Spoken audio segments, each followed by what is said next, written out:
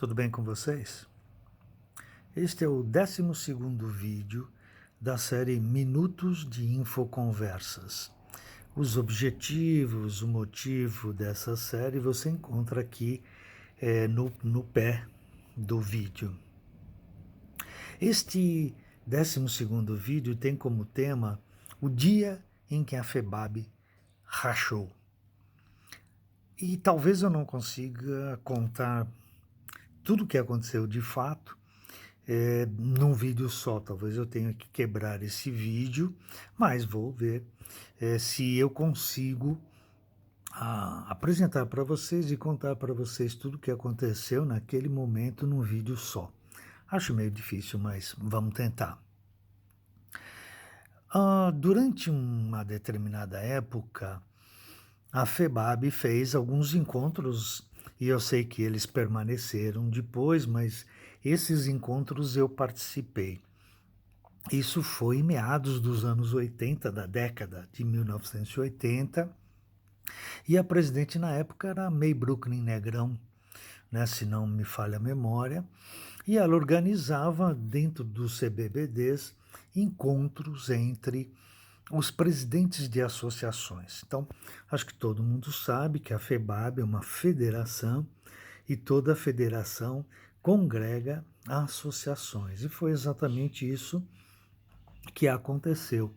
A FEBAB foi organizada com base e a partir das associações que existiam no momento em que a FEBAB foi fundada.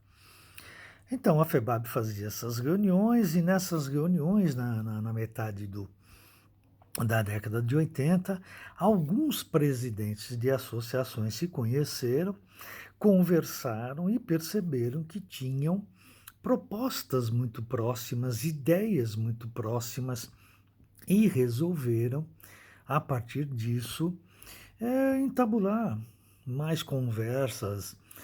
Marcamos, eu estou dizendo isso porque eu participei desse grupo, nós marcamos outras reuniões e conversávamos muito sobre as experiências que nós tínhamos nas nossas associações e os entendimentos que nós tínhamos do movimento associativo.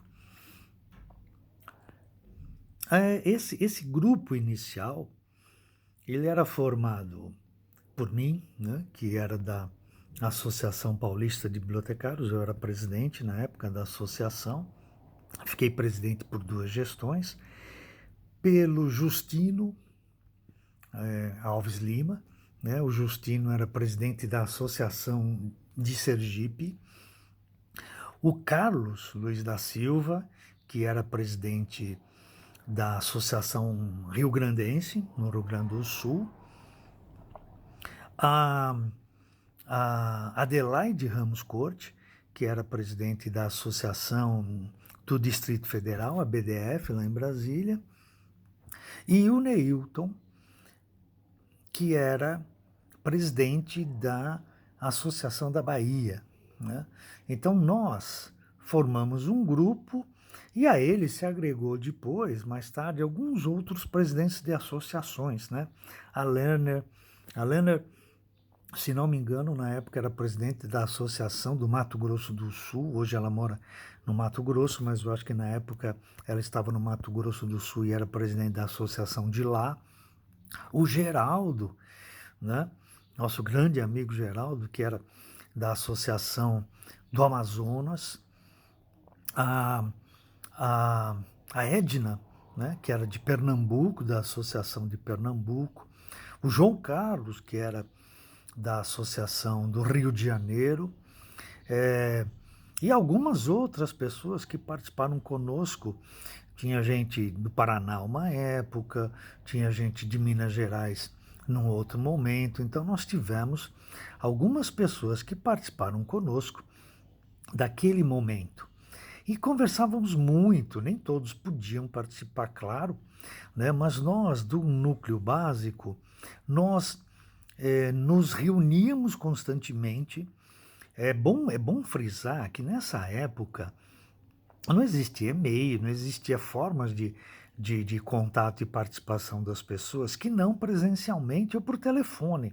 Então nós nos falávamos muito por telefone e principalmente depois da meia-noite. Por quê?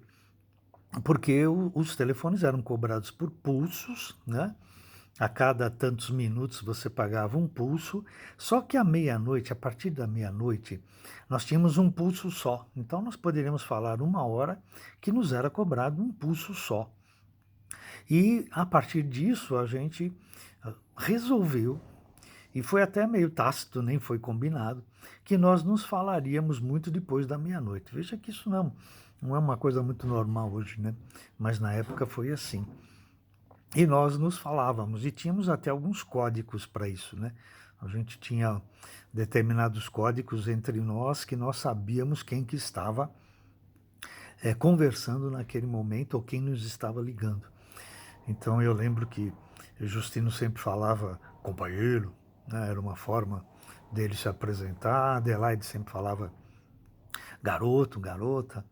E o Neilton, quando a gente se conversava, a gente sempre falava um pouco sobre uma música, né, que dizia liberdade, liberdade, abre as asas sobre nós. Era uma, umas formas, uns motes até para que as pessoas soubessem quem que estava falando assim de início, né?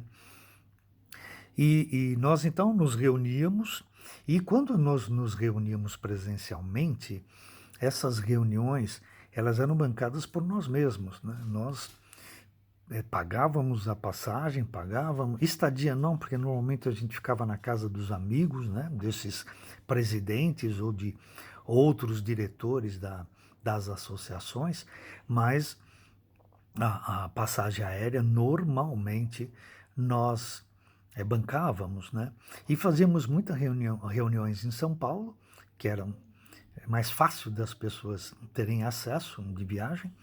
E no Rio de Janeiro também, eu lembro de ter ido para o Rio de Janeiro de ônibus para participar de reuniões várias vezes, né? Então nós nos reunimos e nós construímos um grupo muito forte. Nós somos amigos até hoje. Até hoje nós nos contatamos quando possível, nós somos amigos até hoje. E nós criamos um grupo muito forte de conversas e de propostas, e então nós resolvemos criar uma chapa para concorrer à FEBAB. A FEBAB já não estava mais às mãos da Maybrook Negrão, eram outros os diretores, e nós resolvemos então criar um grupo, uma chapa, para concorrer às eleições. Perdemos essa eleição. E tudo bem, a gente aceitou dentro das regras que existiam, mas nós exigimos que houvesse uma mudança do estatuto para que a forma como era realizada a eleição ela se alterasse. Isso por quê? Porque até hoje dentro da FEBAB existem os grupos, né, de alguma coisa, de informação específica, né? Então existiam os grupos de documentação e informação na área das bibliotecas públicas, bibliotecas escolares, e existiam vários grupos. Só que o que aconteceu, esses grupos também votavam, né? Isso existia e constava nos estatutos. Esses grupos também votavam. E os presidentes de associações que representavam um grupo muito grande, eles tinham o mesmo valor, o voto dele tinha o mesmo valor que de pequenos grupos, que às vezes tinham 5, 6 pessoas. E isso fez... Nós perdemos a eleição não para os presidentes de associações, para as associações, mas nós perdemos a eleição por conta desses grupos, né? Então nós pedimos que, dado que a federação ela congrega associações, quem deveria votar eram só as associações. Bom, como eu disse, o vídeo está longo, eu vou parar por aqui e vou continuar num segundo vídeo para contar exatamente o que aconteceu a partir daquela eleição. Okay? Até daqui a pouco.